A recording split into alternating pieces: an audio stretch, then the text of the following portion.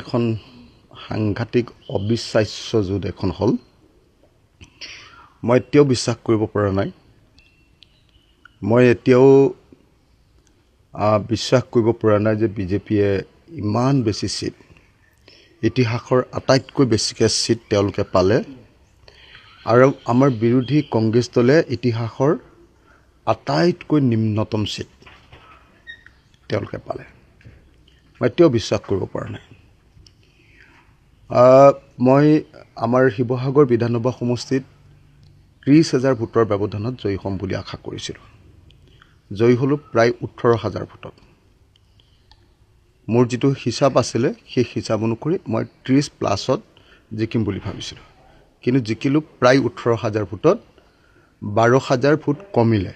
তাৰমানে কিবা এটা কাৰণত অতি প্ৰবল ঢৌৱে আমাৰ সমষ্টিৰ 12,000 ভোট বিজেপি পিনে লৈ গ'ল। সেইকাৰণে মই ভাবোঁ যে দুটা ধৰণে গোটেই ইলেকশ্যনটোক আমি বিবেচনা কৰিব লাগিব। এটা হ'ল টেকনিকেল ছাইড, যে কিবা গণ্ডগোল আছে নেকি সেই দিশটো এবাৰ ভালকৈ চোৱা চিতা কৰাৰ দৰকাৰ। কিন্তু তাতকৈ গুৰুত্বপূৰ্ণ দিশটো হ'ল যে সমষ্টিৰ পুনৰ্নিৰ্ধাৰণ, SR,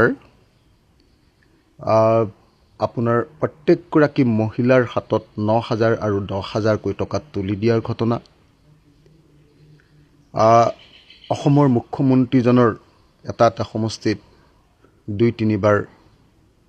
সভা সমিতি, বিজেপিৰ সাংগঠনিক স্থিতি, এই আটাইবিলাক স্থিতিৰ বিপৰীতে আমাৰ বিৰোধী পক্ষৰ যি দুৰ্বল অৱস্থান, এফালেদি বিজেপিৰ কোটি কোটি টকাৰ খৰচ, আৰু আমি কেইটামান সামান্য টকাৰে এখন অসম যুঁজিবৰ কাৰণে ওলাই আহিছিলোঁ। এফালেদি আমাৰ দীৰ্ঘদিন ধৰি হতাশ হৈ থকা কৰ্মী, আৰু আনফালেদি মন কী বাত আদিৰ জৰিয়তে ডেইলি ইগনাইট কৰি থকা, ডেইলি খাৰ বাৰুদ দি থকা তেওঁলোকৰ এটা বাহিনী। এফালেদি আমি দেখিছিলোঁ যে আমাৰ যি সময়ত অসমৰ আমাৰ বিৰোধী নেতাসকলে মাত্ৰ এদিন, গৌৰৱ গগৈ, অখিল গগৈ আৰু লুৰিণজ্যোতি গগৈ মাত্ৰ এদিন একেলগ হৈছিলোঁ, আৰু এটা ঠাইত অকল লুৰিণজ্যোতি গগৈৰ খোৱাঙতহে কেৱল আমি 3জনে একলগ হৈছিলোঁ। তাৰ বাহিৰে একদিনো আমি কেম্পেইন কৰিব নোৱাৰোঁ। আনকি কেন্দ্ৰীয় নেতৃত্ব কংগ্ৰেছৰ কেন্দ্ৰীয় নেতৃত্ব ৰাহুল গান্ধী, প্ৰিয়ংকা গান্ধীয়ে তেওঁলোকেনো ক'ত কেম্পেইন কৰিলে। প্ৰিয়ংকা গান্ধীৰ লগত মই আছিলোঁ। প্ৰিয়ংকা গান্ধীয়ে যিকেইখন কেম্পেইন কৰিছে মোৰ লগত, সেইখনতো ভাল কেম্পেইন কৰিছে কিন্তু মই প্ৰিয়ংকাক প্ৰস্তাৱ দিছিলোঁ যে আপুনি 4 দিনৰ কাৰণে অসমত থাকি লওক, আৰু ৰাহুল 4 দিনৰ কাৰণে থাকি লওক, ৰাহুল গান্ধী ডাঙৰীয়া, আৰু আহক আমি একেলগে কেম্পেইন কৰিম। মই গৌৰৱ গগৈক প্ৰস্তাৱ দিছিলোঁ যে হেলিকপ্টাৰখনত আমি অনবৰতে একেলগে ঘূৰি থাকোঁ। বিভিন্ন টেকনিকেল কাৰণত সেইটো হৈ নুঠিল, আৰু বিশেষভাৱে বিৰোধী ঐক্যমঞ্চই সময়মতে আচলতে একতা নকৰাটো, ঐক্যবদ্ধ নোহোৱাটোৱে হ'ল প্ৰধান কাৰণ, যিটো কাৰণত আমি সুসংগবদ্ধভাৱে এটা চৰকাৰী বাহিনী, চৰকাৰী স্পন্সৰ, য'ত ইলেকশ্যন কমিশ্যন অফ ইণ্ডিয়া আছে, য'ত তেওঁলোকৰ সকলো মেকানিজমে সহায় কৰিছে, তেওঁলোকৰ লাখ লাখ কোটি কোটি টকা খৰচ কৰিছে, চৰকাৰী টকাৰ ব্যৱহাৰ কৰিছে, 9,000 10,000 এনেকৈ এজন মানুহক দিছে, আৰু ঘৰে ঘৰে 2,000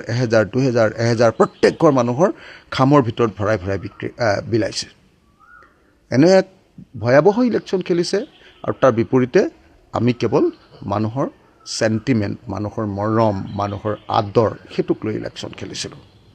গতিকে মই ভাবোঁ এখন অসম যুঁজ, কিন্তু তাৰ পাছতো এখন অবিশ্বাস্য যুঁজ। মোৰ এতিয়াও বিশ্বাস কৰিবলৈ মন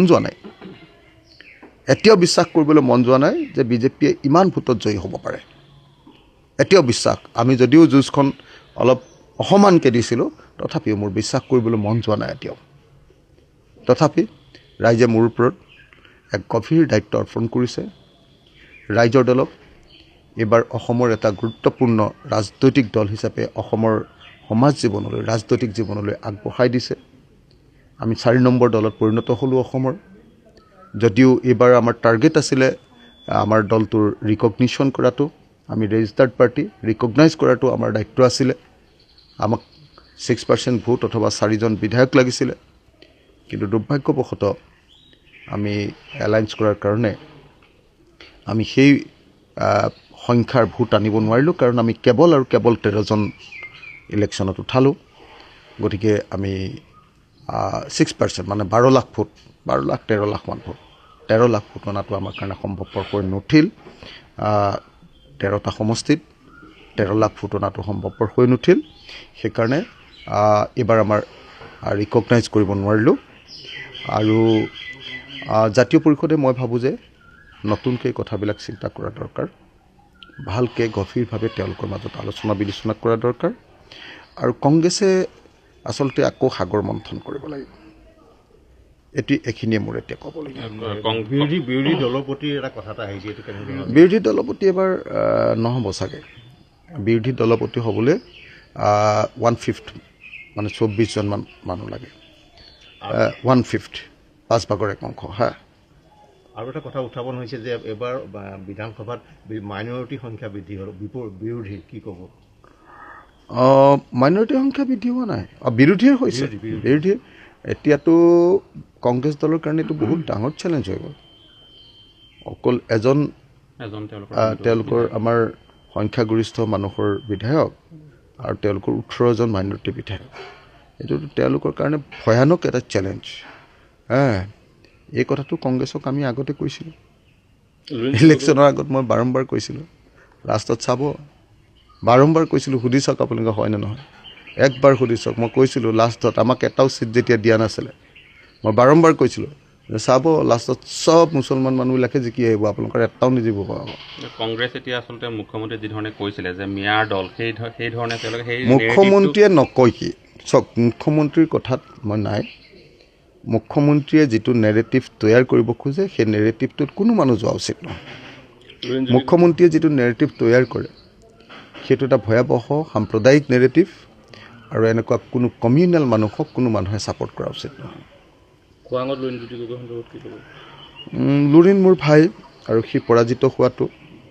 গৌৰৱ মোৰ ভাই সি পৰাজিত হোৱাটো মোৰ কাৰণে ডাঙৰ লছ